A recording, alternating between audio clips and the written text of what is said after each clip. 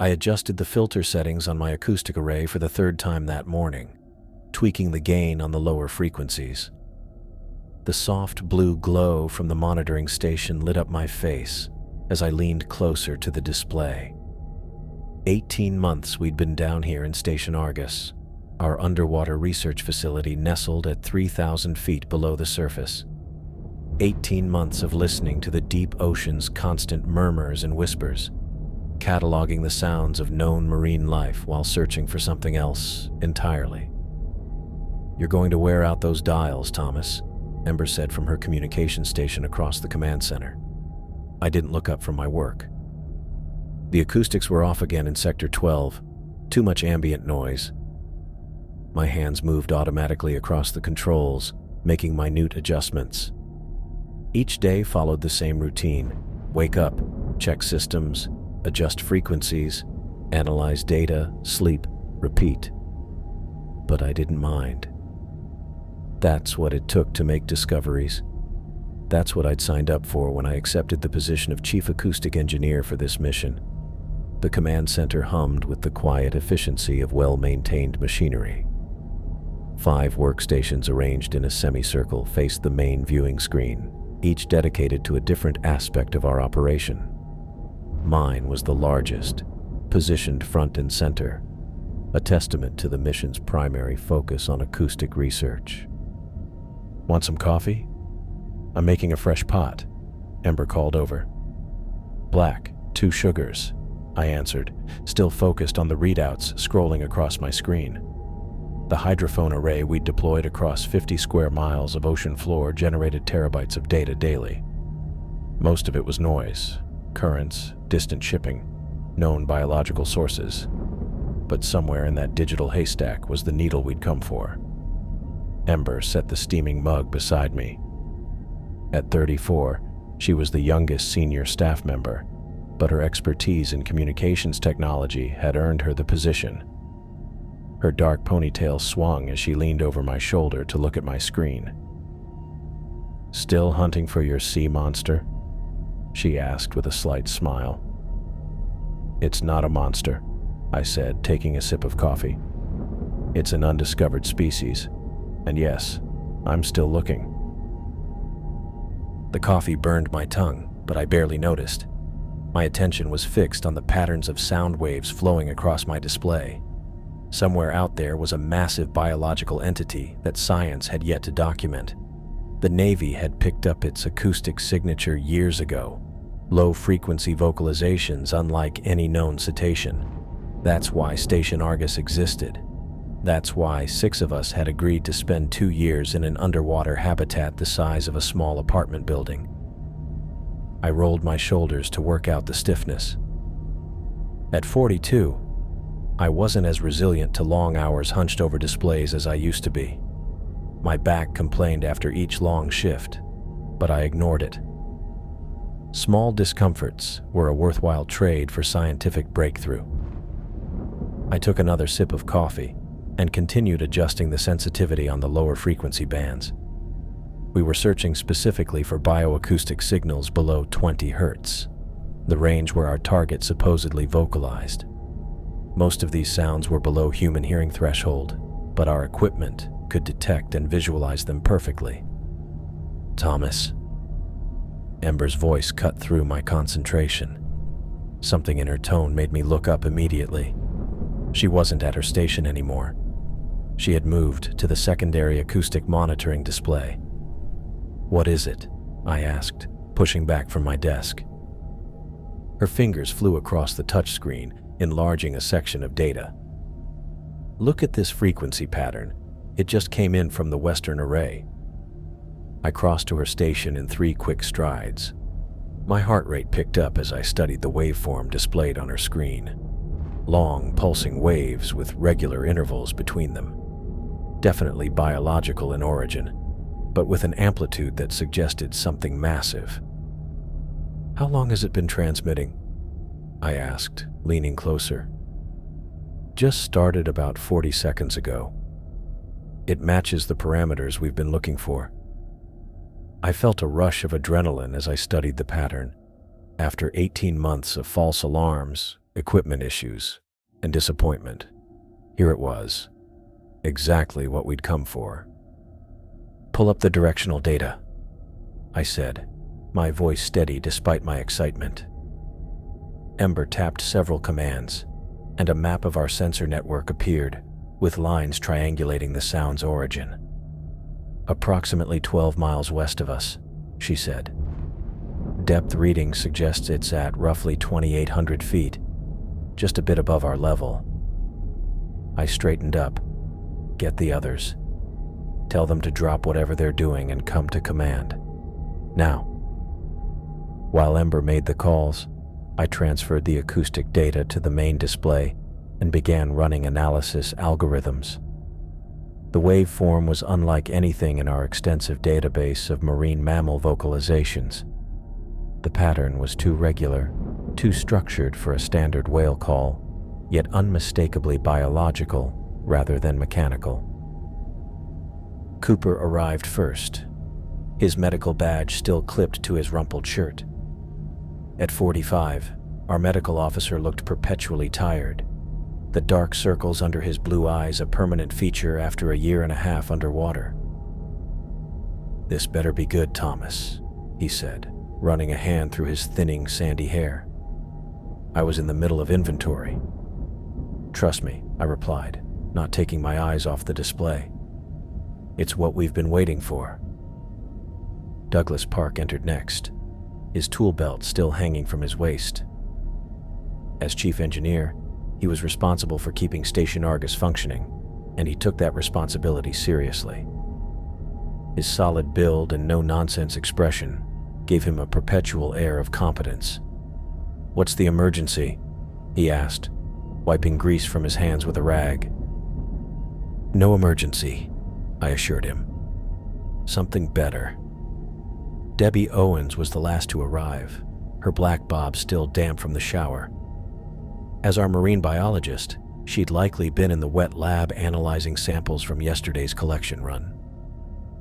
"Everyone's here," Ember announced, taking her seat at communications. I straightened up, feeling a sense of significance wash over me. This was the moment we'd all been waiting for, the moment I'd been waiting for my entire career. 18 months ago, we came down here with a mission, I began, gesturing toward the main screen where the acoustic signature pulsed in blue waves. To find and document an unidentified large marine organism that naval hydrophones had detected sporadically over the past decade. I tapped a command, and the acoustic pattern expanded across the display. What you're looking at is a bioacoustic signature that matches the theoretical parameters we developed based on the Navy's data. It began transmitting approximately 4 minutes ago, originating from 12 miles west of our position. Debbie stepped closer to the screen, her expression shifting from tired irritation to professional interest. "That's definitely biological," she said, studying the pattern. "But the amplitude suggests something much larger than any known cetacean species."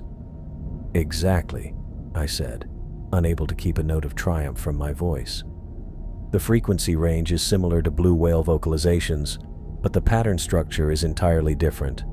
And based on our calculations of sound production relative to body mass, whatever made this would have to be at least twice the size of the largest blue whale ever recorded." Cooper whistled softly. "That would put it at what? 60, maybe 70 feet long?" "At minimum," I confirmed. "Possibly larger." Douglas crossed his arms, his expression cautious. "And it's heading toward us?" I checked the tracking data. "It appears to be stationary for now, or moving very slowly. We're getting continuous vocalizations, which gives us an excellent opportunity to study it." "If it decides to come this way," Douglas said, "what kind of impact could something that size have on the station? We're talking about an organism potentially heavier than a loaded semi-truck." The concern in his voice was justified. Station Argus was built to withstand the crushing pressure of 3,000 feet of seawater, but direct physical impact from a massive organism was another matter entirely. I turned to face the team, my confidence unwavering. That's the beauty of our position here. Station Argus was specifically designed for silent running.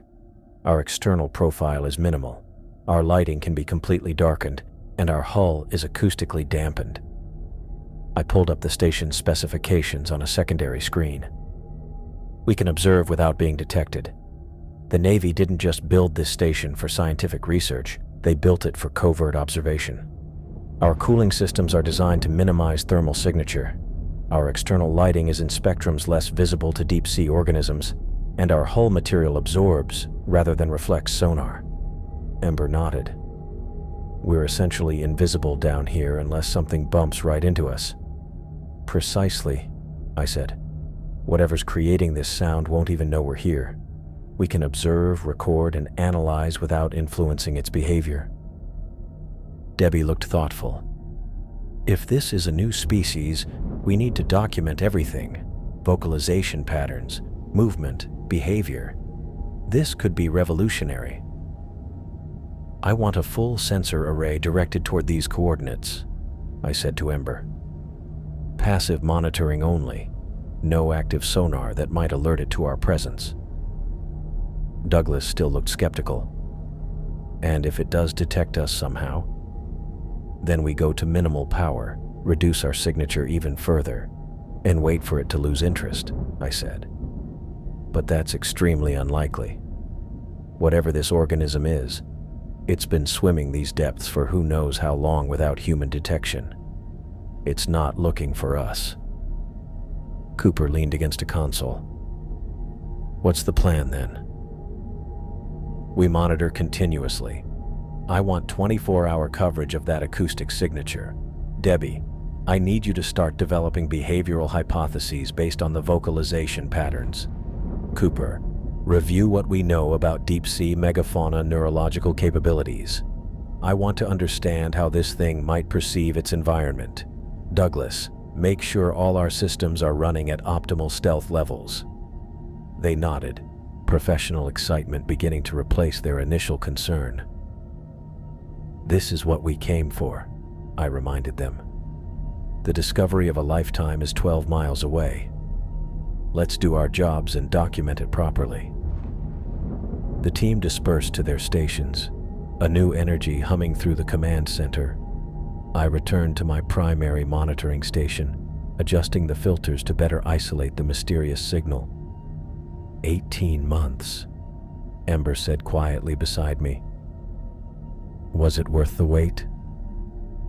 I watched the pulsing acoustic signature on my screen, each wave representing the vocalization of an organism unknown to science, something enormous, swimming in the darkness just beyond our reach.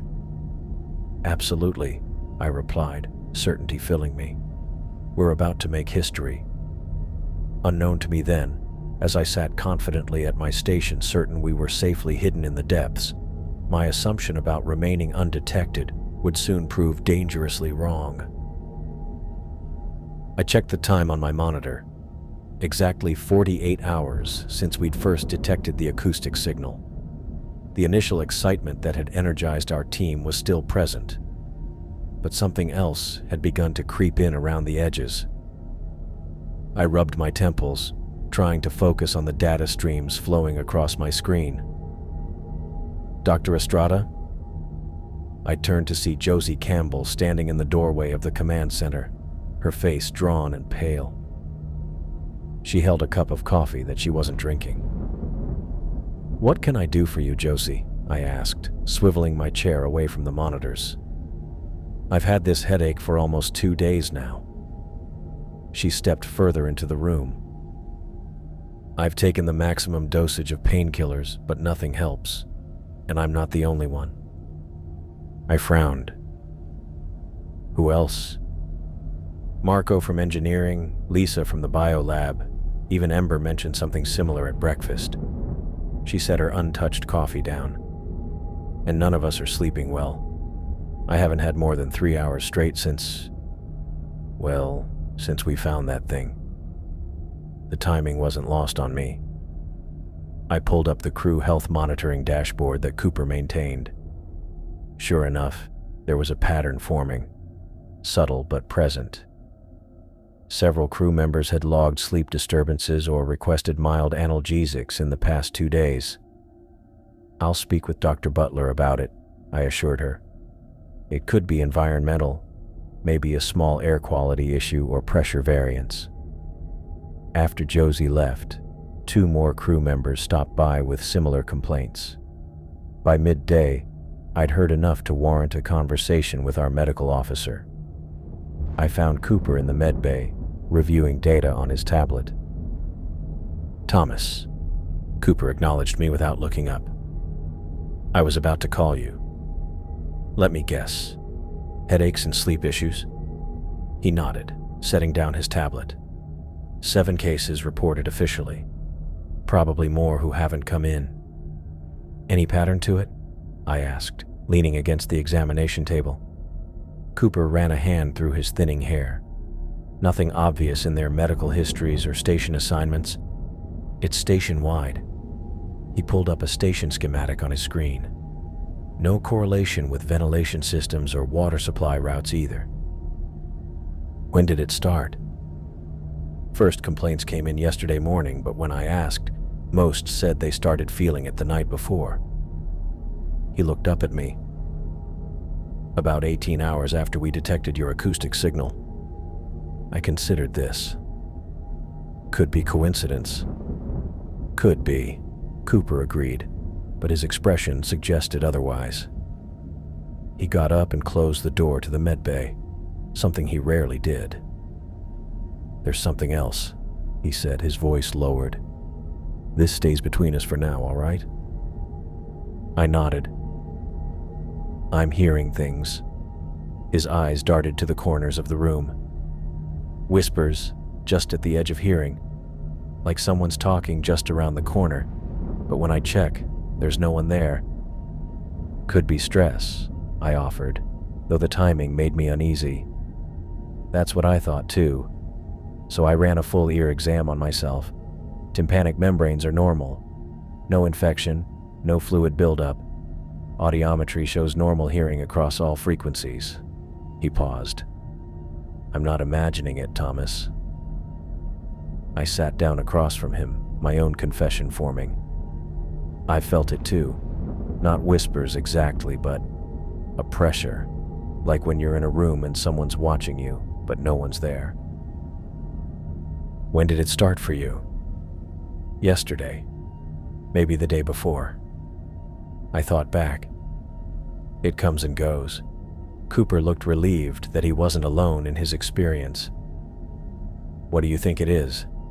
"Some kind of group psychosis triggered by isolation." "I think it might be infrasound," I said, the idea crystallizing as I spoke. "Frequencies below 20 Hz, below human hearing range. We can't hear them consciously, but they can affect our bodies, our mental states. They've been linked to feelings of unease, discomfort, even hallucinations in some studies. And our mystery creature produces sounds in that range," Cooper added, catching on. "Exactly. Whales, elephants. They use infrasound for communication over long distances. If our creature is as large as we think, it could be producing powerful low-frequency sounds that our instruments detect, but our ears don't register consciously." Cooper considered this. It would explain the common symptoms, despite different locations in the station. Sound waves that low would propagate through the entire structure. "I need to check something," I said, standing up. "Keep monitoring the symptoms, but let's keep the whispers between us for now. No need to cause panic." I spent the next few hours reviewing our acoustic data, focusing on the lowest frequency bands. The creature's emissions had changed subtly over the past 2 days. Longer pulses, slightly different patterns. I couldn't determine if it was moving closer or simply changing its behavior, but something had definitely shifted. That evening, I was alone in the command center, running analysis programs on the latest data. The rest of the team had gone to dinner. I reached for my coffee mug and froze. A vibration passed through the station, not violent, but unmistakable. It wasn't like the familiar hum of our generators or the occasional adjustment of the ballast systems. This felt organic, rhythmic. It resonated through my chest cavity, making my sternum vibrate in a way that was deeply unsettling. The lights flickered once, twice, then stabilized. I sat motionless, waiting to see if it would happen again. The sensation faded, but left behind a hollow feeling, like the aftermath of a bass note so deep you feel rather than hear it. I grabbed the internal comm. "Engineering, this is Estrada. Did you feel that?" "Yes, sir," came the reply from Marco. "Power fluctuated by 3% for about 6 seconds. Backup systems kicked in, but everything's stable now." "Any explanation?" "None yet. Running diagnostics." I switched to the external monitoring systems. All station parameters appeared normal at first glance, but something made me check the hull integrity sensors. A hunch born from years of underwater research. What I saw made my stomach drop. Microfractures were forming in sections of the outer hull. Nothing immediately catastrophic, but definitely not normal. The pattern was strange too, not concentrated in high-stress areas as would be expected from pressure damage, but distributed in a way that suggested resonance. The hull material was resonating with some external frequency. I called Douglas immediately. As chief engineer, station integrity fell under his domain. "Park here," he answered, sounding distracted. "Douglas, I need you to look at the hull integrity data from the past hour, focusing on sections 12 through 18. I heard typing, then silence. Finally, "I'm looking at it now. This isn't right." "What do you think caused it?" "Not mechanical failure," he said firmly. "These aren't stress fractures from pressure or material fatigue. The pattern is all wrong." More typing. "It almost looks like vibration damage, like when you shatter a wine glass with the right frequency." "That's what I thought too," I said, the implications sinking in. Could our systems have caused this? Some kind of resonance from our own equipment? No way. We're designed specifically to avoid those harmonic frequencies. This is external. His voice lowered. "Thomas, is this related to your creature?" I didn't answer immediately. The pieces were coming together in my mind, forming a picture I didn't like. "I think it might be getting closer," I finally said. "And its acoustic emissions are affecting more than just our instruments now. They're affecting us, the crew, and now the station itself." "How powerful would sound have to be to cause this kind of damage?" Douglas asked. "More powerful than anything we've recorded from known marine life," I replied. "Even the loudest sperm whale clicks wouldn't do this." "So what do we do?" I looked at the data again, calculating. "I'm calling another meeting. 1 hour, command center. Get Ember to notify everyone. We need to discuss our options." "Options for what?" Douglas pressed. "For what we do when something that can crack our hull with sound decides to pay us a visit," I said. 1 hour, Douglas. After we disconnected, I stared at the hull integrity display. The microfractures weren't growing, at least not rapidly. But they were there. Physical evidence that whatever we'd discovered was not just an interesting scientific find anymore. It was a potential threat to Station Argus and everyone aboard. I needed to decide our next steps carefully. Scientific discovery was our mission, but crew safety had to come first. The meeting would determine whether we continued observation, attempted communication, or initiated emergency protocols. I pulled up all our data on the acoustic signal and began preparing my briefing, wondering how the rest of the team would react to what I had to tell them. I adjusted the display resolution on the main screen as the last of the crew filed into the command center. The data I'd spent the past hour compiling needed to be crystal clear for everyone to understand what we were dealing with. Cooper took a seat next to Ember, both rubbing their temples. Josie stood with her arms crossed near the back wall, while Douglas leaned against his usual console. Debbie was the last to arrive, tablet in hand, already scrolling through the preliminary data I'd sent to the science team. "Thank you all for coming on short notice," I said, my voice sounding too loud in the quiet room. "As most of you know, we've been tracking an unidentified biological signature for the past 48 hours. What you may not know is that there have been some concerning developments." I tapped a command sequence into my console, bringing up the acoustic tracking display on the main screen. A pulsing dot moved slowly across a three-dimensional grid representing the ocean around Station Argus. "This is our visitor," I said, pointing to the dot. 2 days ago, it was approximately 12 miles from our position. As of 20 minutes ago, it's less than 5 miles away and moving toward us. Murmurs broke out among the crew. I noticed several of them wincing as they spoke, confirming what Cooper had told me about the headaches. "The signal strength has increased by roughly 60% since our first detection," I continued, pulling up a side-by-side comparison of the acoustic waveforms. "These aren't just louder readings because it's closer. The creature is actually producing more powerful emissions." Debbie stepped forward, her eyes fixed on the biological data scrolling across a secondary display. "Based on displacement calculations and acoustic resonance patterns, we're looking at an organism significantly larger than any known cetacean species." She pulled up her own analysis on the main screen. "The blue whale, our largest known animal, averages around 90 feet. This creature appears to be at least twice that size, possibly as large as a city block." "That's impossible," someone muttered from the back. "The data suggests otherwise," Debbie replied, pointing to a series of measurements. "These are consistent readings from multiple sensor arrays. Unless there's a systematic error across all our detection systems, we're dealing with something unprecedented." The room fell silent as the implications sank in. I watched their faces.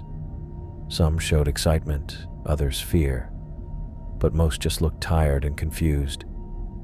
The persistent headaches were taking their toll. "There's more," I said after giving them a moment. "We've detected microfractures forming in sections of the outer hull. Douglas and I believe these are caused by resonance with the creature's acoustic emissions." Douglas nodded grimly. "The fractures aren't critical yet, but they're forming in a pattern that suggests the hull is vibrating in response to external frequencies. If the signal gets much stronger, we could see more significant structural damage." "And the headaches many of you are experiencing," Cooper added, "likely stem from the same source. Low-frequency sound waves can cause physical symptoms like headaches, nausea, and sleep disturbances." Josie stepped forward, her face tight with concern. "Given these developments, I think we need to consider an immediate evacuation of the station." She looked directly at me. "This isn't what we signed up for, Thomas. The safety protocols are clear about structural threats." I shook my head firmly. "Evacuation is not an option I'm willing to consider at this point." "Why not?" Josie demanded. "We have 8 ascent pods, each capable of carrying 3 personnel. We could have everyone on the surface in under an hour." "And then what?" I asked, keeping my voice level. "Those pods are designed for emergency ascent, not extended surface operations. They have minimal life support, no propulsion systems, and limited communication capabilities." I pulled up schematics of the ascent pods on the main display. Each pod is essentially a pressure vessel with an emergency beacon. Once deployed, they float to the surface and wait for retrieval. Given our remote location, that could take days. Better than staying here if the station is compromised, Josie countered.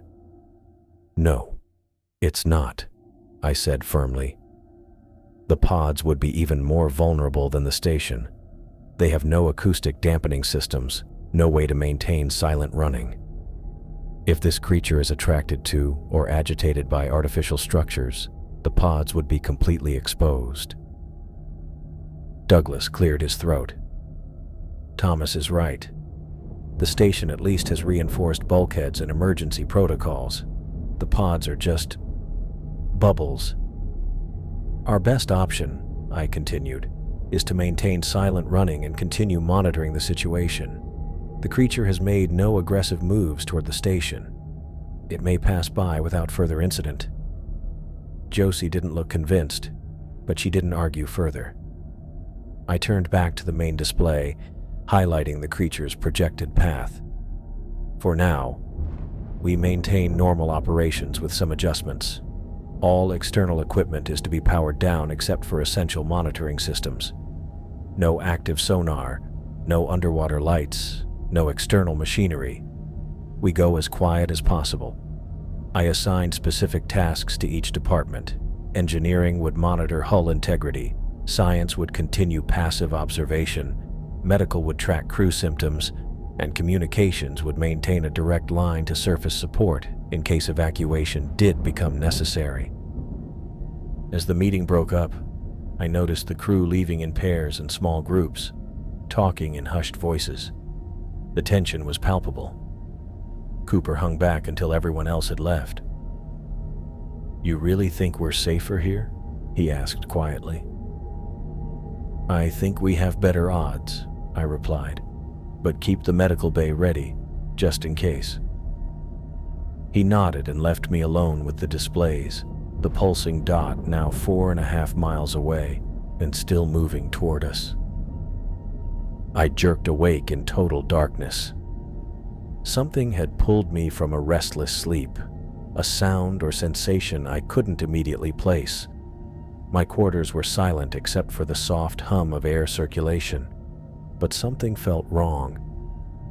Then I felt it, a deep, bone-rattling vibration that seemed to come from everywhere at once. It wasn't loud like a sound, but powerful like a physical force pressing against my chest. My desk lamp began to slide across the surface, and a book fell from my shelf. The vibration intensified. My coffee mug crashed to the floor. A framed photo toppled. Then with a sharp crack, a ceiling panel broke loose and crashed down, missing my bunk by inches. I scrambled out of bed and hit the station-wide alarm button on my wall panel. The lights in my quarters flickered on automatically, bathing the room in harsh white emergency lighting. I grabbed the intercom. "This is Dr. Estrada. All personnel to emergency stations immediately. This is not a drill. Repeat, all personnel to emergency stations." I pulled on a jumpsuit and boots, not bothering with the zipper as another, stronger vibration shook the room. The floor seemed to tilt slightly beneath my feet. Something was very wrong with the station. The corridor outside my quarters was filled with crew members in various states of dress, many looking disoriented and frightened. The emergency lights cast everything in stark relief, creating deep shadows that made familiar faces look alien. "Move calmly to your emergency stations," I ordered, trying to project confidence I didn't feel. "Engineering team, report to Douglas in Section 3. Medical team, set up triage in the mess hall." The station swayed again, more noticeably this time. I grabbed a handrail to steady myself, watching as several crew members stumbled. The vibration was getting worse, not better. I pushed my way toward the command center, fighting against the swaying of the structure. Twice, I had to stop and brace myself against a wall, as particularly strong vibrations shuddered through the station. Each time I could hear the creaking of metal and the ominous sound of objects falling in nearby rooms. When I reached the command center, I found Ember at her communication station, her face pale but focused as she relayed information to the surface. Debbie was hunched over the external monitoring system, her eyes wide. "Debbie, what are we seeing?" I asked, making my way to her station. "It's right outside," she whispered, not looking up from her screen. "Look at this." She switched the feed to the main display. The external cameras showed murky water, illuminated only by the station's emergency lights. At first, I saw nothing unusual, just the usual deep ocean darkness. Then something moved across the field of view, something massive. It wasn't clearly defined, more a shifting of shadows than a distinct shape, but the scale was unmistakable. Whatever was passing by the station was enormous, blocking out the ambient light as it moved. The external lights caught brief glimpses of what looked like smooth, dark skin stretched over a body larger than anything I'd ever seen. "How big is that thing?" Ember asked, her voice barely audible over the alarms. "Bigger than our estimates," Debbie replied, her fingers flying across her keyboard. "Based on the portion visible in frame, at least 300 feet long, maybe more." Another violent shake rocked the station, stronger than before. Warning lights flashed across several consoles. Douglas burst into the command center, his face streaked with sweat. "The tether's damaged," he reported, pulling up structural data on his tablet. "The main anchor point is showing stress fractures, but it's holding for now. If it gets much worse, if the tether fails, we lose our connection to the surface." I finished for him. "What about the hull integrity?" "Multiple sections showing increased fracturing, but the pressure seals are still intact. We've activated emergency bulkheads as a precaution." I turned back to the main display, just as the creature passed out of the camera's view. The vibrations began to subside slightly, but the damage had been done. Warning indicators continued to flash across multiple systems. "It's moving away," Debbie said, tracking it on the acoustic sensors. "Heading east now." I pulled up the acoustic readings on my own console, studying the pattern of emissions. Something about the way the creature had approached the station bothered me. Its path wasn't random. It had adjusted course several times, each adjustment bringing it closer to our position. "Run a pattern analysis on its movement since we first detected it," I told Debbie.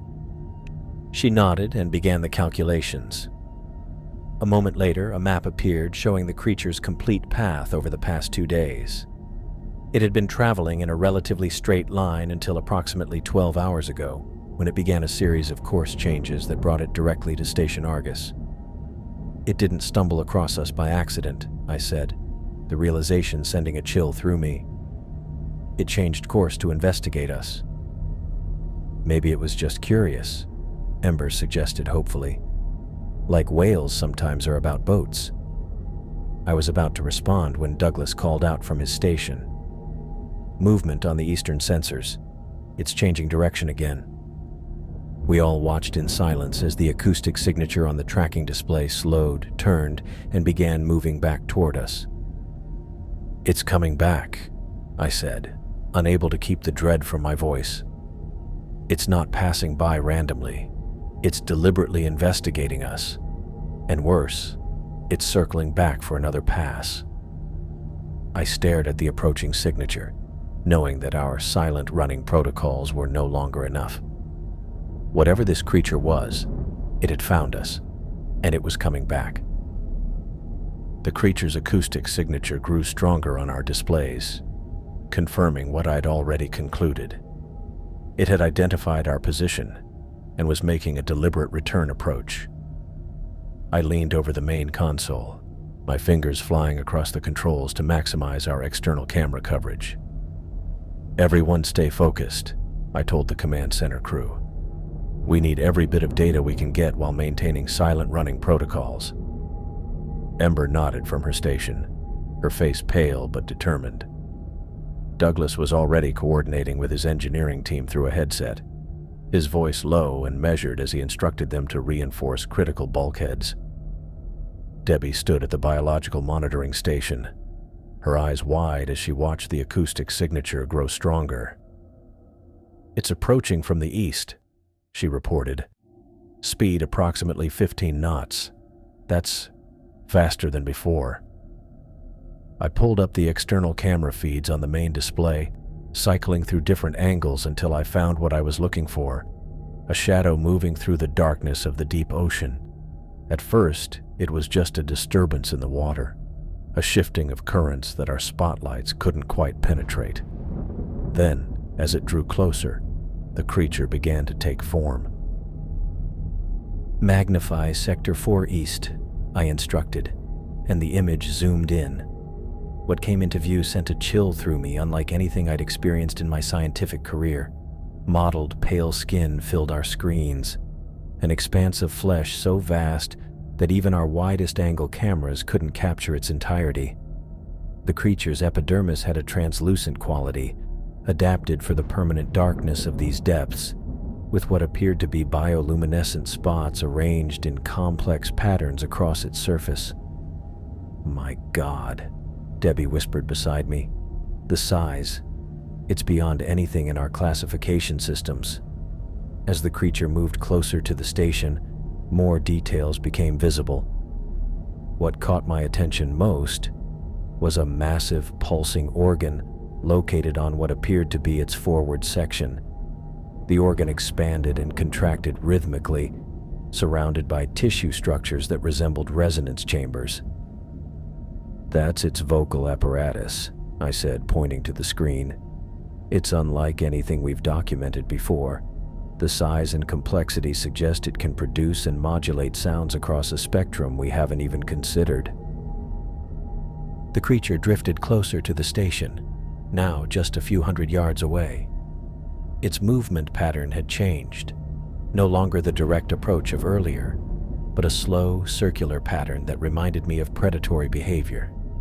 It was studying us. "It's scanning the station," I realized aloud. "Those acoustic emissions, they're not just communication, they're echolocation on a massive scale." The pressure in my head intensified as I watched the creature on the monitors. The sensation had evolved from the dull ache of the past days into something more immediate, a presence pressing against my consciousness. The command center doors slid open and Cooper staggered in. His normally composed demeanor was gone, replaced by something I'd never seen in him before, raw fear. His face was drained of color, and he gripped the edge of the nearest console to steady himself. "Thomas," he said, his voice barely above a whisper. "I can hear it." I turned from the monitor. "Hear what, Cooper?" "The creature." He tapped his temple with a trembling finger. "In my head, it's communicating." Douglas and Ember exchanged concerned glances. Debbie stopped her analysis and turned to look at Cooper. "That's not possible," I said, though my own head throbbed with increasing intensity. "It's just the low-frequency sound affecting your equilibrium. We've discussed this." Cooper shook his head firmly. "No, it's more than that. I'm a doctor. I know the difference between physical symptoms and—" He trailed off, searching for words. "It's in pain, Thomas. And it's angry." "Cooper, you need to rest," I said, trying to keep my voice steady. "The acoustic emissions are affecting all of us." "You're not listening," Cooper insisted, his voice rising. "It knows we're here. It feels threatened. It's trying to—" A new thought struck me with such clarity that I physically recoiled from it. Our silent running protocols were based on human understanding of acoustics, designed to minimize noise that human technology could detect or that known marine species might sense. It evolved in near-perfect silence, I said slowly, the realization washing over me. Down here, where ambient noise is minimal, it would have developed acoustic sensitivity beyond anything we've accounted for. I turned back to the monitors, watching the creature's methodical circling of our station. Our silent running isn't silent enough, I continued, my mind racing. Every pump, every generator, every life support system. To this creature, we must sound like... Before I could finish my thought, the creature suddenly halted its circling. On the monitor, I watched as the vocal organ on its forward section expanded dramatically, pulsing with bioluminescent light. "It's going to..." I started to warn. The impact hit before I could finish. Not a physical collision, but a concentrated acoustic blast that struck the station with devastating precision. The sound was beyond hearing, a pressure wave that seemed to compress the air itself. The floor beneath us buckled, and I was thrown from my feet, along with everyone else in the command center. Equipment crashed to the floor, ceiling panels collapsed, and the lights flickered before emergency power stabilized them. Warning lights flashed across every console, bathing the command center in pulsing red. The station's automated alert system began announcing multiple critical failures throughout the facility. Hull integrity compromised in multiple sectors, the computerized voice announced with terrible calm. Emergency bulkheads activating. I pulled myself up using the edge of the console, tasting blood where I'd bitten my lip during the fall. Around me, the command crew were picking themselves up, dazed but moving. "Status report," I called out, my voice competing with the blaring alarms.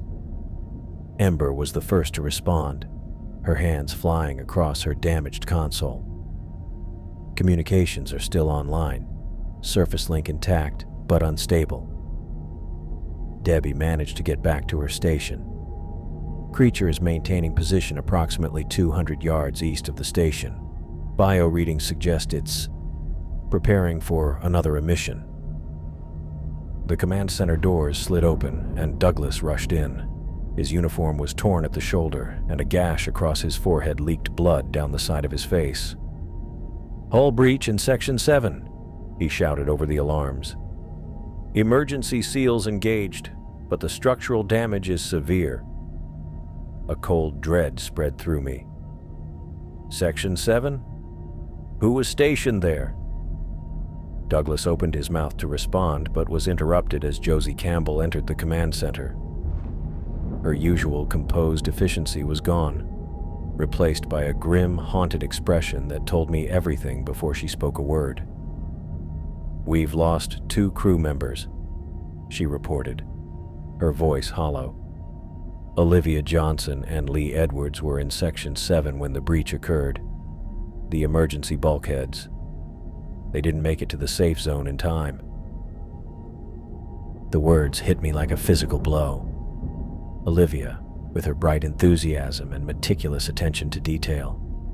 Lee, barely 30, and one of our most promising technical specialists. Both gone in an instant. "Are you certain?" I asked, though I knew the answer from Josie's expression. She nodded once, her jaw tight. The life sign monitors flatlined simultaneously when the section decompressed. There's no possibility of survival. The weight of responsibility crashed down on me with crushing force. My insistence on continuing the mission, my fascination with this discovery, my decision to keep the station operational despite the warning signs. These choices had directly led to the deaths of 2 people under my command. For a moment, I couldn't speak. The command center continued its emergency operations around me, but I stood frozen, the faces of Olivia and Lee vivid in my mind. "Thomas," Douglas said, his voice cutting through my shock. "We need to make decisions. Now." His words pulled me back to the present crisis. 2 crew members were gone, but 18 others remained under my responsibility. "Prepare the evacuation pods," I ordered, my voice steadier than I felt. "We're abandoning the station. Priority to medical and science staff first, then support personnel." Douglas shook his head. wiping blood from his eye with the back of his hand. "That won't work, Thomas. The creature is too close to our position." He pulled up a schematic on his tablet and showed me the creature's position relative to our evacuation routes. "The pods would have to ascend right past it," he explained grimly. "Based on what we just saw, it would detect and destroy any pod before it reached safety depth. We're trapped here." I stared at the schematic, the terrible reality sinking in. The creature had us pinned down, whether by instinct or intent, and our options were rapidly disappearing. The pressure in my head built as I stared at the tracking display. The creature's acoustic signature pulsed brighter with each passing second. My mind raced through our dwindling options. 2 crew members were already dead. More would follow if I couldn't figure something out. "We need to see what we're dealing with," I said, pushing away from the console. "I want a visual." Douglas looked up from his damage control panel. "You want to what?" "A visual. I need to see it." I moved toward the corridor that led to the observation deck. "Keep working on stabilizing the damaged sections. Ember, maintain communications protocols. Debbie, track that thing's movements and feed them to my tablet." I didn't wait for their responses. The corridor lights flickered as I made my way forward, the metal floor plate still vibrating under my feet. The observation deck was rarely used. Most of our work happened through sensors and remote systems, but right now, I needed to look this thing in the eye, if it had eyes. The deck was a small, reinforced chamber with thick viewport panels designed to withstand the crushing pressure of the deep. I sealed the door behind me and approached the main viewport, tablet in hand. Debbie's tracking data showed the creature completing another circuit around the station, moving closer with each pass. I pressed my face to the cold, transparent panel and waited. The floodlights outside cast weak cones of illumination into the blackness, barely penetrating the murky depths. At first, I saw nothing but swirling currents and the occasional bit of marine snow. Then something moved at the edge of the light. Something massive. It entered the illuminated zone slowly, its pale, mottled skin reflecting the station's lights. This wasn't a fleeting glimpse or a shadow. The creature was fully visible now, deliberately presenting itself. My breath caught as I took in its true form. It was vaguely cetacean in overall shape, but the similarities ended there. The body was at least twice the length of the largest blue whale ever recorded, with a tapered form that widened at what I assumed was the head. No dorsal fin was visible, but a series of ridges ran along its length, pulsing with soft, blue-green bioluminescence that seemed to flow in patterns rather than remain static. Most striking was the complete absence of eyes. Where a whale would have had a distinctive head shape with visible eyes, this creature had a smooth, featureless surface that curved downward to a massive opening. This opening wasn't a mouth in any conventional sense. It was more like an organic chamber, a cavernous organ that opened and closed rhythmically. Inside, I could see tissues that expanded and contracted, glowing with the same bioluminescent patterns that covered its body. My tablet beeped with an incoming message from Debbie. Acoustic output increasing. Pattern matches pre-attack signature. I understood immediately. That organ wasn't for feeding. It was a sound-generating mechanism of extraordinary complexity. The creature was preparing another acoustic attack, one that would likely finish what the first had started.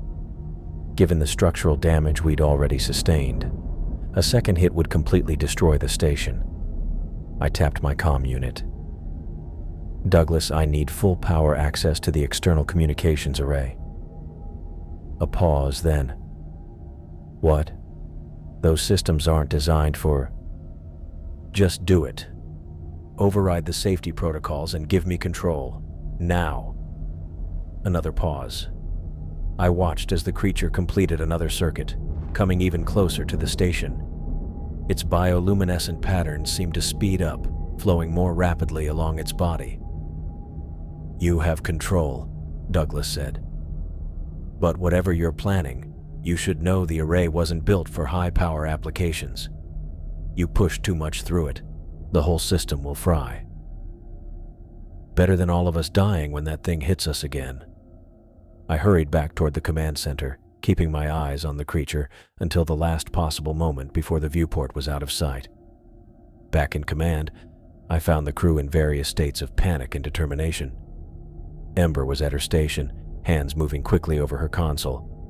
Douglas was coordinating with his engineering team over comms. Cooper was treating a crew member with a head wound while Josie helped hold pressure on the injury. I rushed to my station and pulled up the communications array controls that Douglas had transferred to my terminal. "What's the plan?" Douglas asked, moving to stand beside me. His face was tight with concern, eyes darting between my screen and the damage reports still coming in from across the station. "Sound cancellation," I said, fingers already flying across the interface. "If that thing is using acoustic energy as a weapon, we might be able to neutralize it with an inverse waveform." "You mean like noise-canceling headphones?" Douglas looked skeptical. "Same principle, drastically different scale." I pulled up the recorded data from the creature's first attack, studying the waveform patterns. Every sound wave has a corresponding inverse wave that, when aligned correctly, will cancel it out. Equal amplitude, opposite phase. "That's theoretical physics in controlled environments," Douglas argued, leaning closer to see what I was doing. "We're talking about a massive biological entity producing complex acoustic patterns in open water." "You have a better idea?" I asked without looking up. "Because in about 2 minutes, that thing is going to hit us again, and we won't survive it." Douglas fell silent, watching as I worked. On the main display, Debbie had brought up the external camera feeds, showing the creature circling even closer now, its bioluminescent patterns pulsating more rapidly. "It's preparing," Debbie said, her voice unnaturally calm. "The organ is expanding." I nodded, focusing on my task. The creature's acoustic signature was complex, layers of frequencies, some beyond normal biological capabilities. But there was a pattern, a structure I could identify. I began constructing an inverse waveform, starting with the primary frequencies from the first attack. "Ember, I need the communications array reconfigured to broadcast on these frequencies." I sent her the specifications. "Maximum power output." She nodded, fingers dancing across her console. "The array isn't designed for this kind of broadcast. It might burn out the whole communication system." "If this doesn't work, we won't need communications anyway," I said grimly. The station trembled as the creature moved closer. On the display, we could see it positioning itself directly beneath us, the massive sound-generating organ now fully open, pulsing with intense light. "It's in attack position," Debbie announced, her scientific detachment finally cracking. "Directly beneath the central hub." 30 seconds to array reconfiguration," Ember called out. I continued refining the inverse waveform, adjusting parameters based on the creature's current acoustic output. The calculations were complex, and I was working purely on theory and instinct. If I was wrong, if the frequencies didn't align perfectly, we'd still take the full force of the attack. "Everyone brace for impact," Douglas shouted, triggering the station-wide alert system. The command center filled with the harsh sound of klaxons. "Ready," Ember said, her finger hovering over the broadcast control. I completed the final adjustments to the waveform. On the screen, I could see the creature's organ glowing brighter, reaching peak expansion. It was now or never. "Brace yourselves," I shouted, and hit the broadcast command. The station's communications array engaged at full power, sending our constructed anti-wave pattern through the water. For a split second, nothing happened. Then the creature released its attack, a massive pulse of acoustic energy directed straight at us. I expected to feel the station tear apart around us. Instead, there was an eerie silence. The lights stabilized. The shaking stopped. On the external cameras, the creature remained motionless beneath us, its organs still fully extended, but now pulsing with an erratic, confused pattern. The two sound patterns, the creature's attack and our inverse wave, had perfectly canceled each other out. The sound cancellation wave rippled outward, and I watched the immediate effect on the main display. Where chaos and alarms had filled the command center moments before, now a strange calm settled over us. The creature's acoustic signature on our monitors flickered erratically, its pattern disrupted by our countermeasure. "Everyone stay at your stations," I said, my voice sounding unnaturally loud in the sudden quiet. "Ember, status on the communications array?" She tapped rapidly at her console, eyes fixed on the readouts. "Array functioning at 130% of rated capacity. We're overclocking the system, but it's holding." I grabbed my tablet and headed toward the corridor. "I need to see this with my own eyes. Debbie, keep tracking and feed the data to me." The observation deck was exactly where I'd left it minutes earlier, but the atmosphere had changed completely.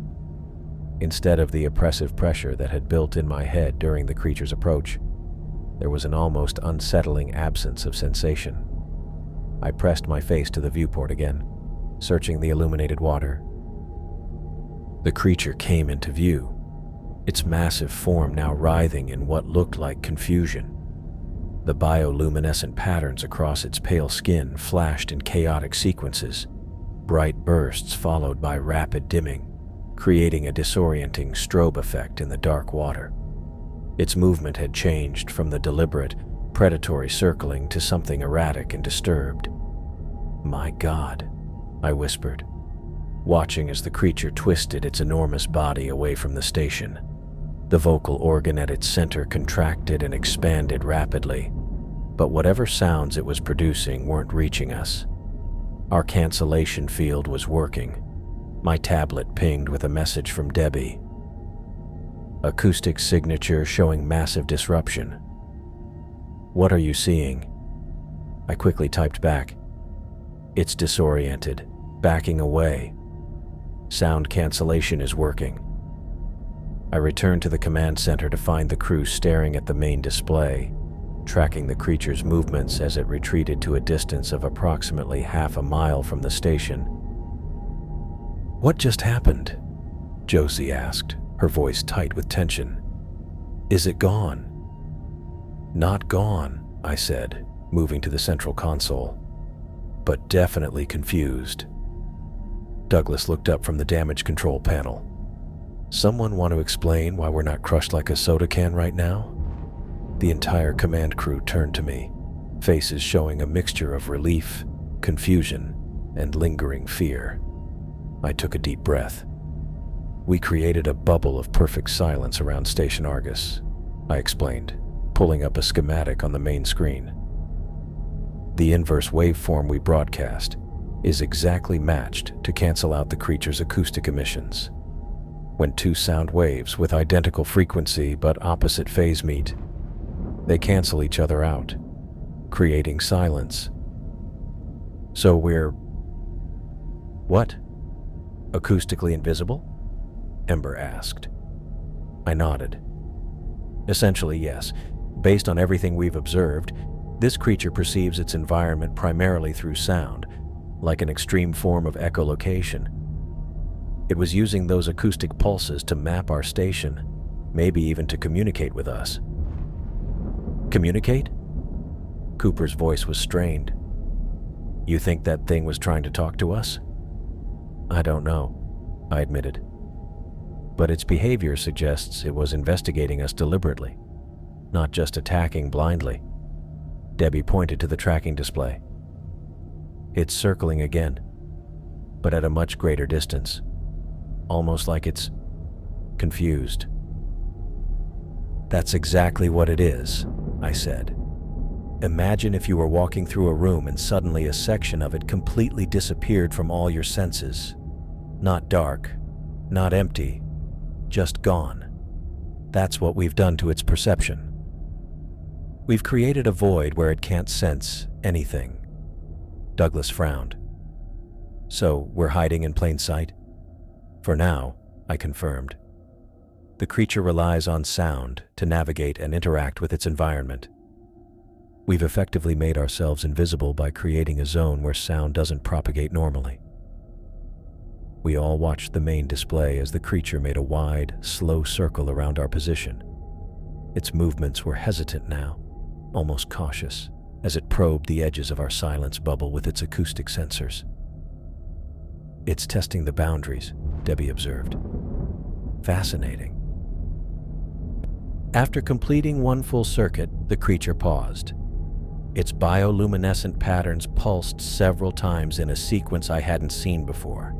Then, with a powerful surge of its massive body, it turned and moved away from the station, heading back toward the darkness of the trench.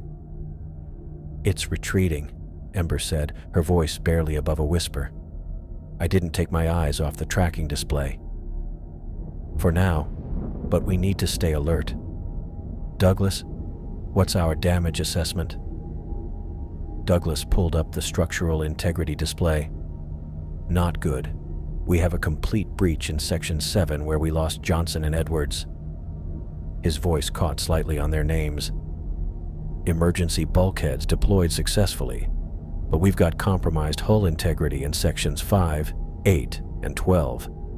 The main tether to the surface has sustained damage, about 60% structural integrity remaining." "Can we still communicate with the surface?" I asked. Ember checked her systems. "Yes, but bandwidth is limited. The fiber optic bundle in the tether was partially severed. We're routing through the backup systems." "Is the tether stable enough to hold the station?" Josie asked, voicing the concern on everyone's mind. Douglas ran a quick simulation. "For now, yes. The automated tensioning system is compensating, but I wouldn't want to stay down here indefinitely. We should begin preparations for a controlled ascent within the next 48 to 72 hours. I nodded. "Agreed. But first, we need to make sure that creature is truly gone, and we need to document everything that's happened." I turned to Cooper. "I want full medical assessments of everyone who experienced those infrasound effects. We need to understand exactly what that thing was doing to us." "Already started," Cooper said. "I've got preliminary data from 7 crew members who reported the most severe symptoms." "Good. I'll help you interview the rest," I said. "Debbie, I want continuous monitoring of that creature's movements. If it so much as twitches in our direction, I want to know immediately." "On it," she replied, already setting up additional sensor arrays. "Josie, work with Douglas to begin ascent preparations. We need to be ready to move as soon as it's safe." She nodded, her face grim but determined. "Ember, get a full status report to Surface Command. They need to know what's happening down here." As the crew dispersed to their tasks, I pulled Douglas aside.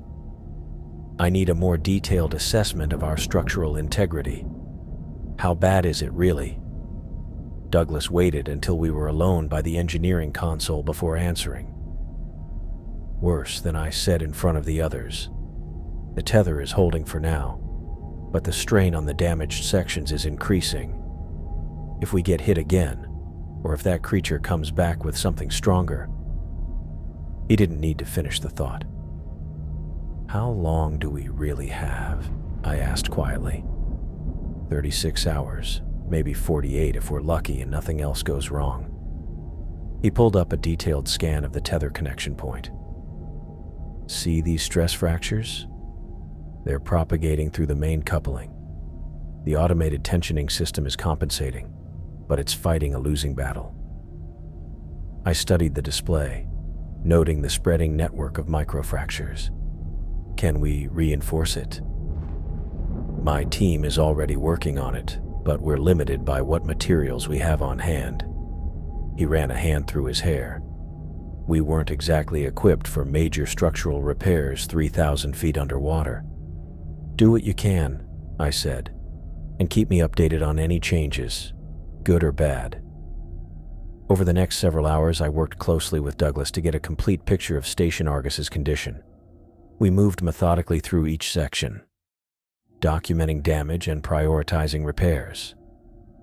The loss of Section 7 was catastrophic, not just for the death of Johnson and Edwards, but for the critical equipment housed there. We'd lost a significant portion of our external sensor array and one of the auxiliary power generators. The tether was our biggest concern. It served as our physical connection to the surface, housing power lines, communications cables, and providing structural stability for the station. With it compromised, we were operating on borrowed time. If we redistribute power through the remaining conduits, we can reduce the load on the damaged sections, Douglas suggested as we reviewed the schematics. It won't fix the structural issues, but it might buy us a few more hours. Do it, I said, and start preparing the ascent pods for a staged evacuation if necessary. Essential personnel last. After finishing with Douglas, I joined Cooper in the medical bay where he was conducting interviews with crew members who had experienced the strongest reactions to the creature's infrasound.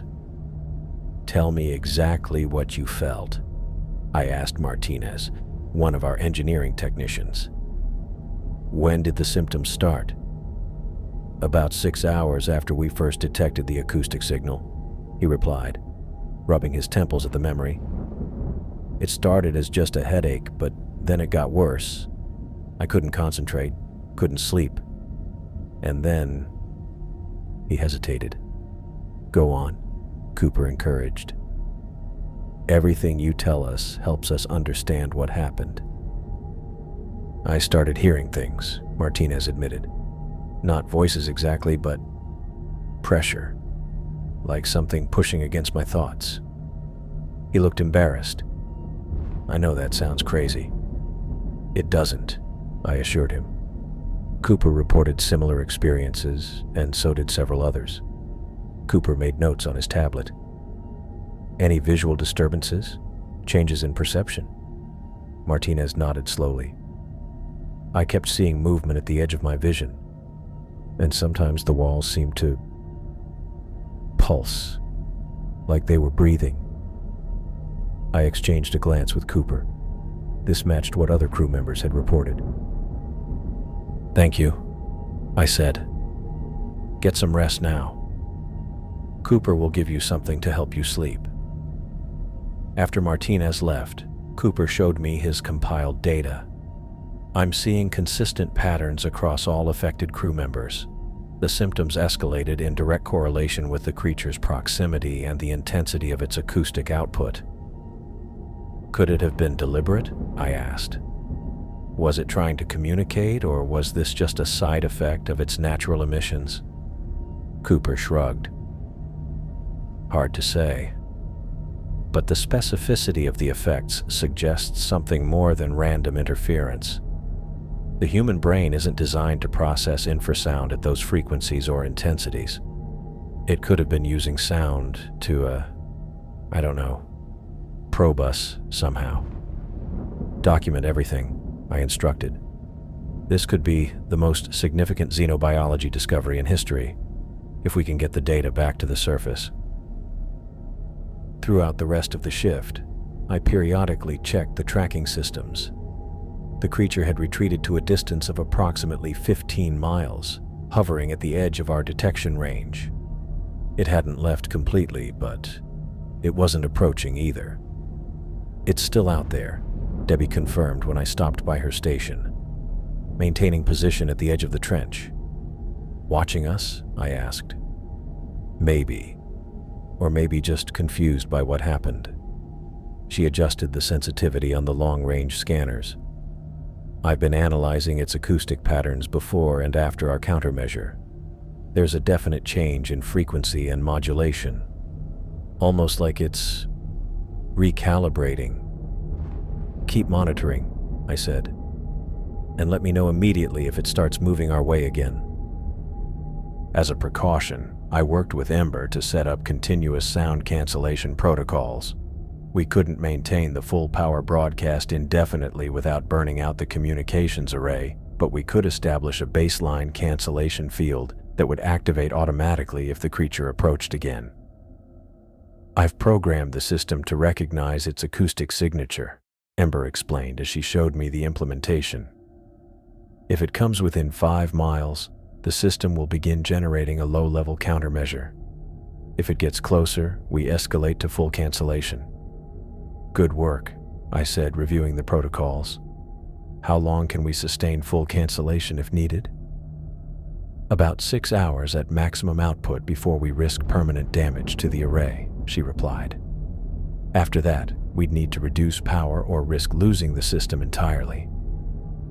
"Let's hope it doesn't come to that," I said. In the final hours of my shift, I met with Josie to draft emergency evacuation procedures. The command center was quieter now, with most of the crew focused on repairs or rest. "We have 5 ascent pods," Josie said, pulling up the station schematics. "Each can accommodate 8 people comfortably, 10 in an emergency. With our current crew complement of 38, we'd need at least 4 pods. And the 5th as backup in case of malfunction," I added. "What's the ascent time to the surface?" "Approximately 4 hours with standard decompression protocols," she replied. "We could cut that to 2 hours in an extreme emergency, but the risk of decompression sickness would increase significantly." I nodded, considering our options. Priority 1 is getting the research data to the surface.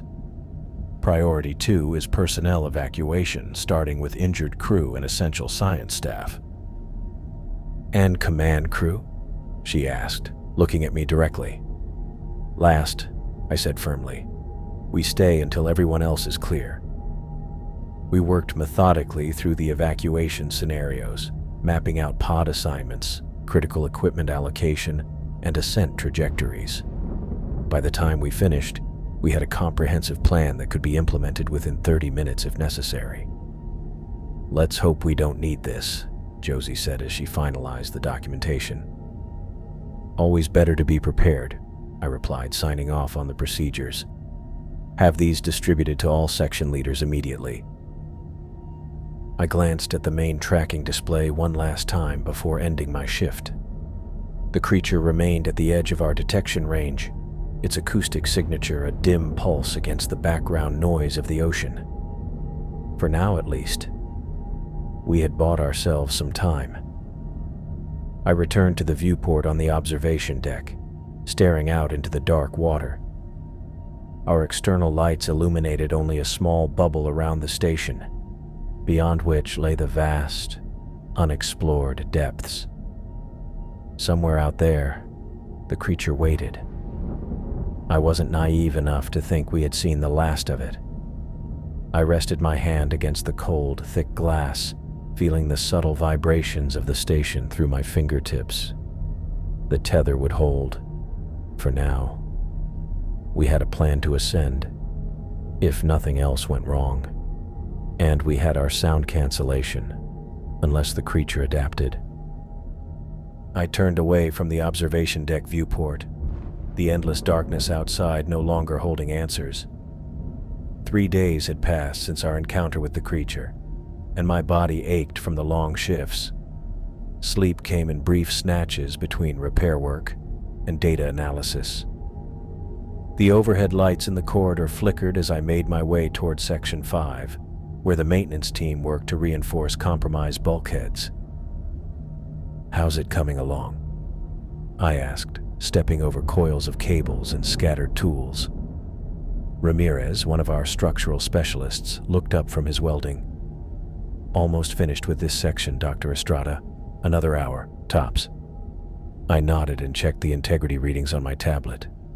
The numbers weren't great, but they were stable. That would have to be good enough for our ascent. I continued my rounds through the station, checking each repair zone. The crew moved with purpose. their faces tight with concentration. Everyone knew we were working against time. When I reached the common area, I stopped. The crew had set up a small table against the wall. On it sat framed photos of Olivia Johnson and Lee Edwards, surrounded by personal items, Olivia's colorful hair ties and the baseball cap Lee always wore. A handwritten note listed their service dates at Station Argus. Someone had placed a small light that cast a warm glow over the display. I stood there for a long moment, looking at their faces. Olivia smiling broadly at what must have been her station orientation. Lee with his arm thrown around Douglas's shoulder at last year's Christmas gathering. Their deaths weighed on me. My decision to stay and study the creature had cost them their lives. "It wasn't your fault," Ember said, appearing beside me. I hadn't heard her approach. "I was in command," I replied, not looking away from the photos. We all wanted to study it. None of us could have known what would happen. I didn't answer. Instead, I reached out and straightened Lee's baseball cap, which had slipped slightly against his photo. "Debbie's looking for you," Ember said after a moment. "Says she has something you need to see in the lab." I thanked her and headed toward the science section. The memorial would remain there until we left, a reminder of what our discovery had cost us. The lab was a mess of equipment and data screens. Debbie hunched over her workstation, not looking up when I entered. "You wanted to see me?" I asked. She jumped slightly. "Thomas, yes, come look at this." She waved me over excitedly, pushing her tablet toward me. "I've been analyzing the acoustic data we collected during the encounter." I looked at the screen, which showed wavelength patterns and frequency analyses. "What am I looking at?" I isolated the creature's acoustic signatures and ran them through our biomapping software. She pulled up a 3D rendering of what appeared to be the creature's massive vocal organ. "Look at the neural connections here and here."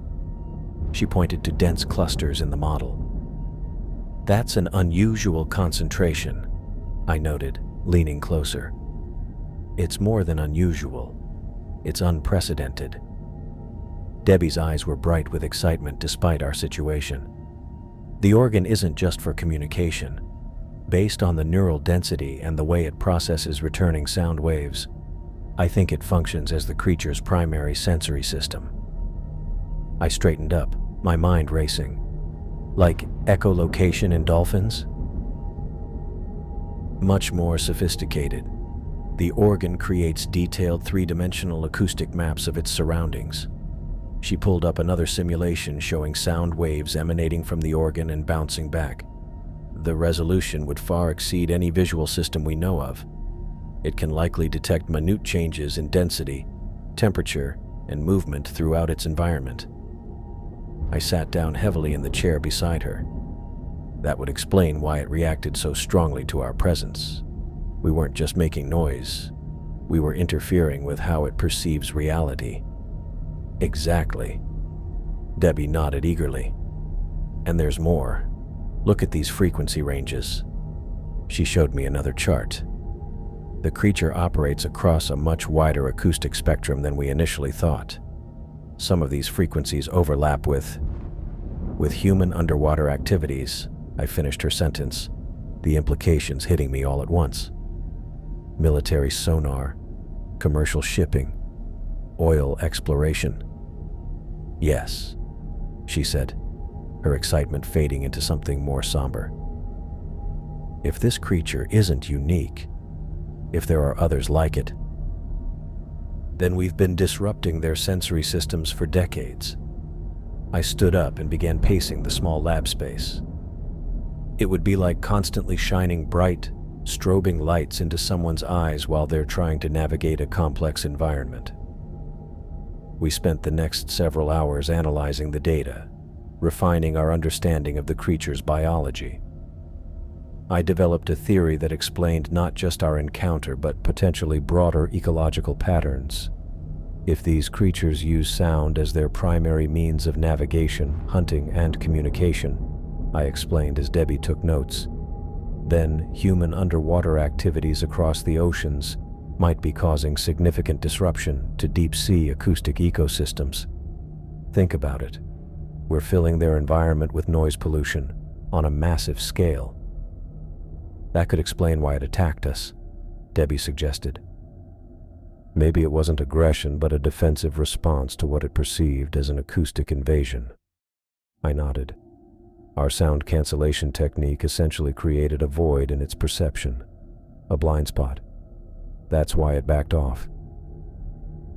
The intercom crackled to life, interrupting our discussion. Dr. Estrada to engineering, please. Dr. Estrada to engineering, Douglas's voice announced. I found Douglas in the tether control room, surrounded by displays showing stress analyses and structural integrity readings. You called me? I asked. He looked up from his console, dark circles under his eyes betraying his exhaustion. Tether stabilization is complete. We've reinforced the connection points and redistributed the load to compensate for the damaged sections. How's it holding?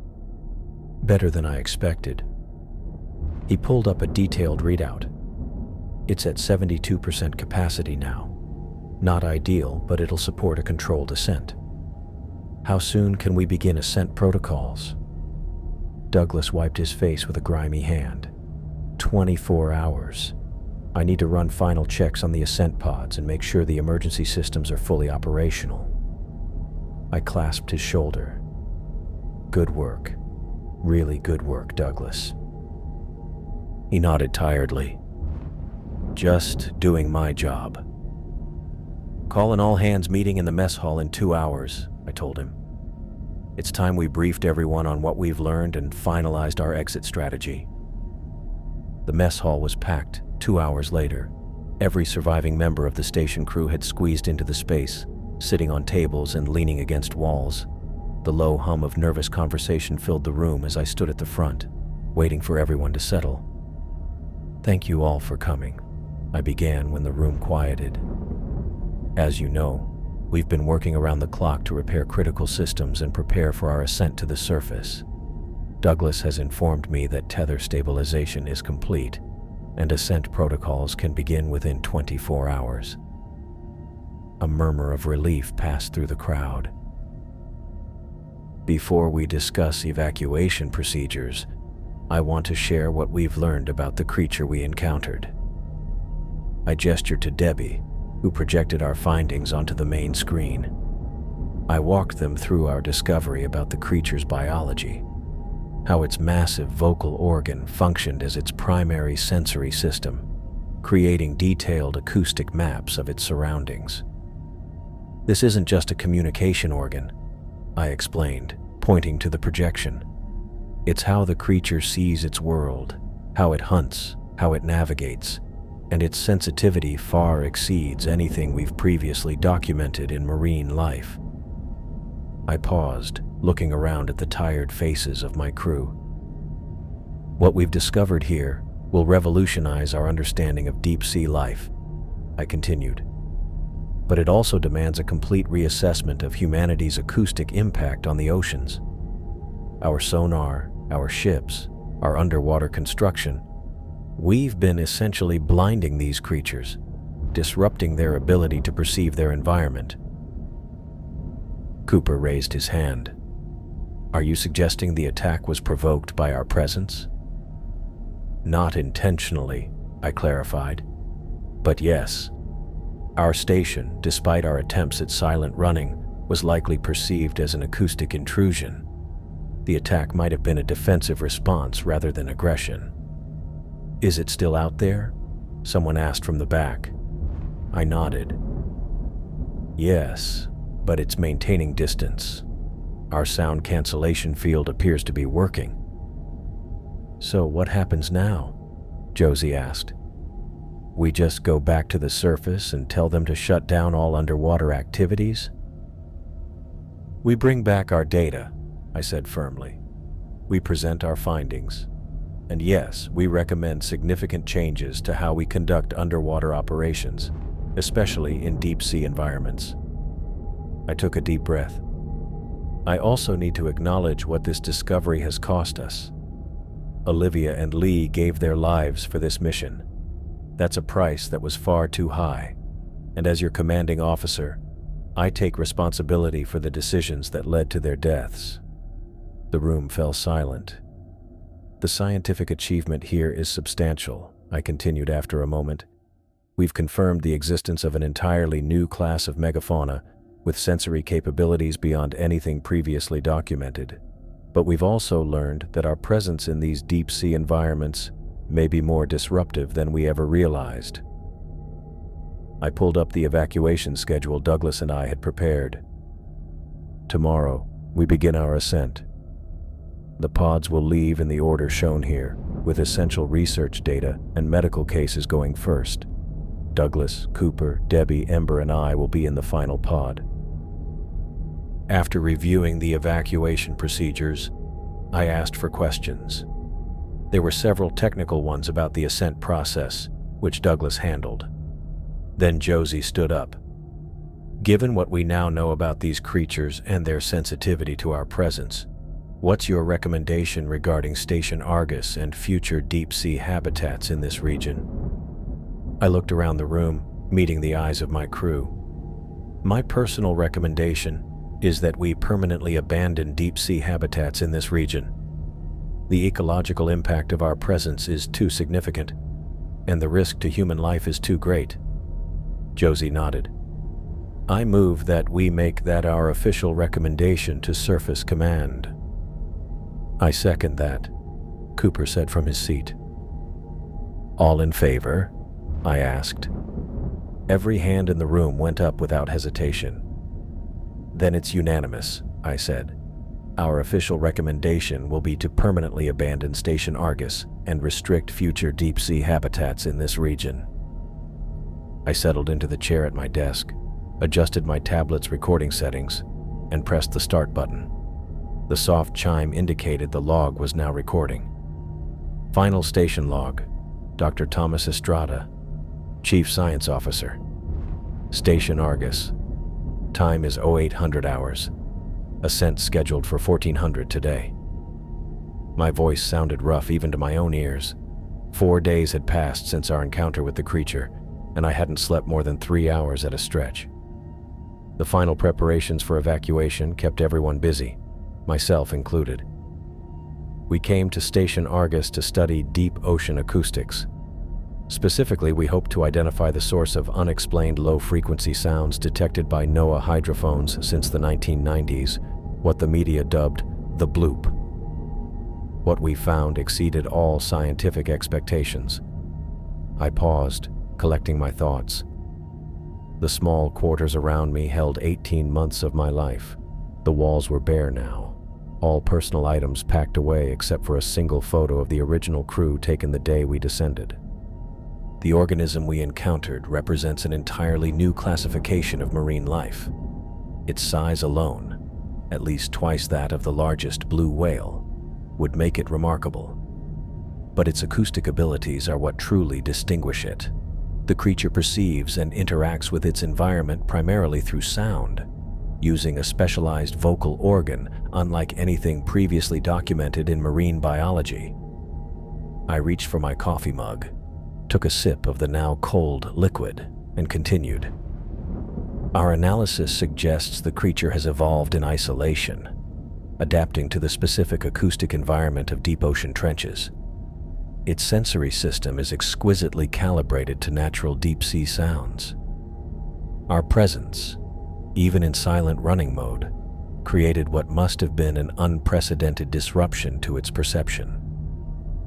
The gravity of what we'd learned weighed on me. I leaned back in my chair, staring at the ceiling. The implications extend far beyond this single discovery.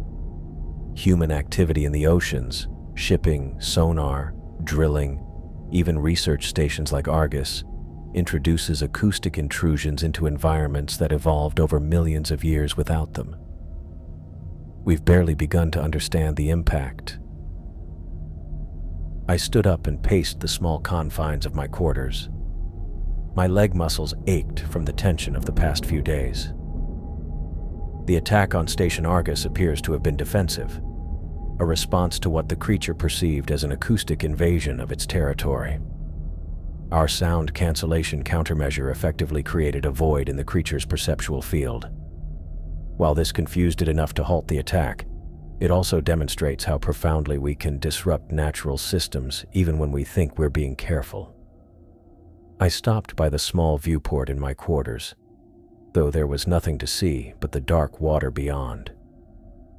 The loss of crew members Olivia Johnson and Lee Edwards is a stark reminder of the risks of deep-sea exploration, but also of our responsibility to proceed with greater caution and respect for environments we don't fully understand. Their sacrifice won't be forgotten, nor will the lessons we've learned here. I took a breath, feeling the weight of those words. Our recommendation upon return to surface is immediate and permanent decommissioning of Station Argus and all similar deep-sea habitats in this region. Additionally, we propose a moratorium on new installations until proper acoustic impact studies can be conducted. The data we're bringing back should be sufficient to develop new protocols for human activity in deep ocean environments. I returned to my desk and sat down, ready to conclude the log. In closing, I want to acknowledge the extraordinary work of this crew under the most challenging circumstances. Their professionalism and dedication made it possible for us to survive and to bring back knowledge that will change how we approach ocean exploration. This will be the final log entry from Station Argus. Estrada out. I tapped the screen to end the recording and sat in silence for a moment, letting the finality of it sink in. Then I saved the file to our main data package for ascent. The small clock on my tablet showed 0847. We still had hours of work before departure. I left my quarters and walked down the corridor to the common area. The memorial for Olivia and Lee stood against the wall, just as it had yesterday. I stopped in front of it, taking in the details once more. Olivia's photo showed her laughing during last year's improvised holiday celebration. She'd made decorations from spare parts and aluminum foil, transforming the mess hall into something festive. Next to it was her collection of colorful hair ties. She'd always said they were her one luxury, 3,000 feet below the surface. Lee's baseball cap sat next to his photo. The station logo faded from constant wear. He'd been so young, only 29, with plans to write a book about deep-sea engineering when we returned. In his photo, he was giving the camera a thumbs up from inside one of the maintenance ducts, his face smeared with grease, but smiling. "I'm sorry," I said quietly to their photos. "We should have been more careful." The weight of command had never felt heavier than in that moment. My decision to study the creature had cost 2 lives. No scientific discovery could balance that equation. I picked up a small notebook that had belonged to Olivia. She'd used it to sketch marine life she observed through the viewports. I carefully placed it with the data packages going to the surface. Her family would want it, and her observations deserved to be part of our scientific record. After a final look at the memorial, I returned to my quarters and began sorting through my belongings. The ascent pods had strict weight limitations, just 50 pounds of personal items per crew member. The rest would stay with the station. I laid out my essential research materials first: handwritten notes, backup drives with raw data, and the journal I'd kept throughout the mission. Next came a few personal items: the photo of my sister, a small stone my father had given me before he died, and a book of poetry that had kept me company during the long nights below the surface. Everything else went into a storage container marked with my name. If someday another team came to salvage what we left behind, perhaps these things would find their way back to the surface. More likely, they would remain here as part of Argus's silent testament. Once packed, I headed to engineering to find Douglas. He was in the main control room, bent over a diagnostic panel with a tablet in hand. "How's it looking?" I asked, stepping next to him. Douglas straightened up, wincing slightly as he stretched his back. "Tether's holding steady at 72%. We've redistributed power to critical systems only. Life support, ascent pod bays, and your sound cancellation system are all on separate circuits with redundant backups." I nodded, looking over his shoulder at the diagnostic display. "And the pods?" "All checked and ready. Final loading begins at 1100. First pod launches at 1400 sharp." Douglas tapped through several screens on his tablet. "We've modified the ascent protocols to account for tether instability. Each pod will need to maintain minimum safe distance from the others." "Good work," I said.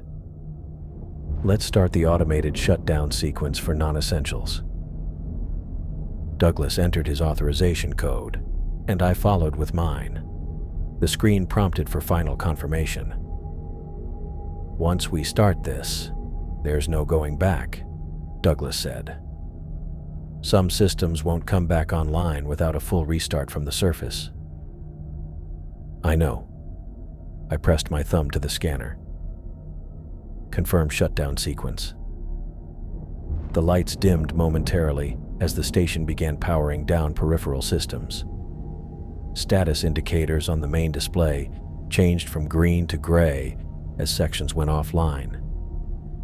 Residential sections, secondary labs, auxiliary power, backup life support, all shutting down, Douglas read from the display. Primary systems will maintain until final evacuation. We watched in silence as Station Argus began its methodical powering down. 18 months of work, research, and life were ending in a carefully orchestrated sequence of shutdowns. "The sound cancellation system will be the last to go," I said. "I've set it to deactivate automatically once all pods clear minimum safe distance." Douglas nodded. "Smart. No point taking chances with our friend out there." "Has there been any sign of it?" I asked. "Nothing on the sensors since yesterday. It's keeping its distance." We finished the systems check, confirming that all critical functions for evacuation were operating correctly. The station felt different already, quieter, emptier, as if it understood it was being abandoned. "I'll see you at the pod bay," Douglas said, closing down his tablet. "Still on track for you, me, Cooper, Debbie, and Ember in the final pod?" "Yes, as planned." As Douglas left, I took one more look at the engineering displays. Station Argus had been a marvel of human ingenuity, the deepest inhabited research station ever built. Now it would become a footnote in the history of ocean exploration, a cautionary tale about the limits of our understanding. The next few hours passed quickly. I checked in with each department head, confirming that all essential data was backed up and ready for transport. The crew moved with purpose, their faces showing a mix of relief and regret about leaving. At 1300, I made my way to the observation deck for one final look. The viewport showed only darkness at first. Then as my eyes adjusted, I could make out the faint outlines of underwater terrain illuminated by the station's external lights. This deep sunlight never penetrated. Everything existed in perpetual night, adapted to darkness over millions of years of evolution. We had been visitors here, temporary intruders in an alien world. I pressed my hand against the cold glass, remembering the first time I'd stood here 18 months ago, filled with excitement about what we might discover. That excitement had never diminished, even now. As I turned to leave, something caught my eye. A brief flash in the distance, a pattern of light that appeared and vanished so quickly I might have imagined it. I stepped closer to the viewport, scanning the darkness. There it was again, a pulse of bioluminescence, too far away to make out clearly, but unmistakably organic. The pattern matched what we'd observed on the creature. It was out there, watching from a distance, perhaps as curious about us as we were about it. I felt no fear this time, only a profound sense of wonder. This ancient being would continue its existence in the silent deep long after we were gone, now wary of the strange voids that might appear in its domain. I made my way to the pod bay where the final evacuation was underway. 3 pods had already departed, carrying most of the crew and our research findings. Douglas was checking the seals on our pod, the last one remaining.